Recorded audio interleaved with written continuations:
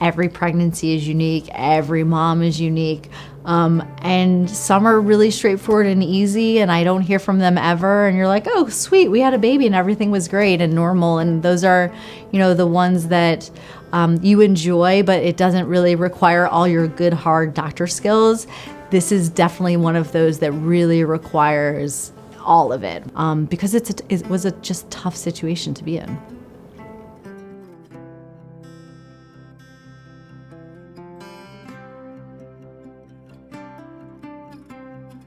After the first visit, we were like, okay, if we can make it at 30 weeks, yes, then that's going to limit a lot of risk, and we're good if we can get there. We think we can get there.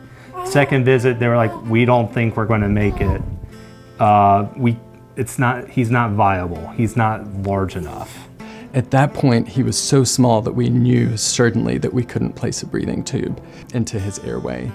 So those early discussions were difficult because we were trying to be as realistic as we could, but also let them know that we were going to be there with them, helping them through every step of the way, and that we did have hope and we did have optimism. It then became more apparent that it's going to get really bad before it gets better. And we were staring into the abyss. It was hard. It was really traumatic. I could feel him move inside me, and I knew he was still alive, and it was both comforting and really difficult all at the same time.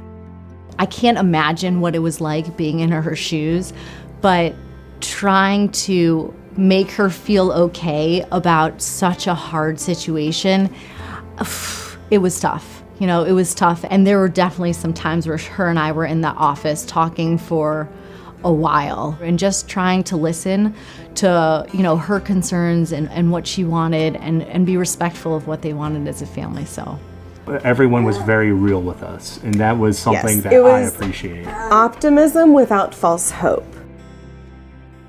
We had that decision to make about whether or not he should deliver. And thankfully, I was able to talk to Dr. Ozan, and we talked about it together one Friday evening, and decided that the best thing to do was to bring Becky into the hospital and deliver baby Clark. He called us and said he had a pretty good shot of intubating. It wasn't 100%, but he thought he might be able to do it. And so we decided to try. When they first called us down to the delivery, I was praying that breathing tube would fit in. And when they brought him over to the warmer and I saw how small he was, there were definitely a couple of moments when we were wondering if the breathing tube would actually fit. And as soon as that breathing tube went in, I sighed a big sigh of relief.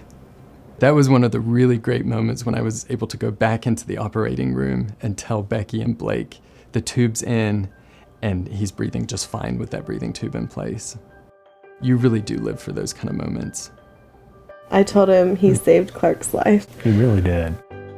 We could not have asked for a better team to take care of us through all of the trauma. Everybody has been incredible. They made a traumatic experience as easy as possible. So to give you an idea, I could palm his entire body.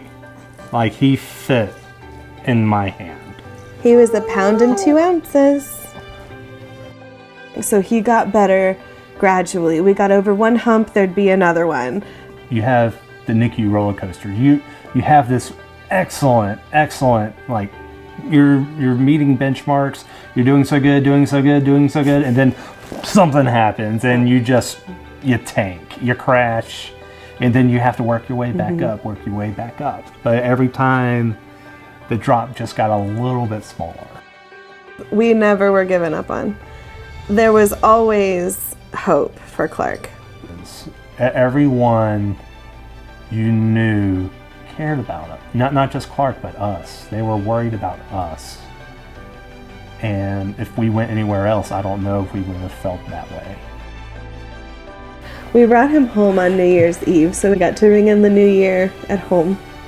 It was just the start of our new life.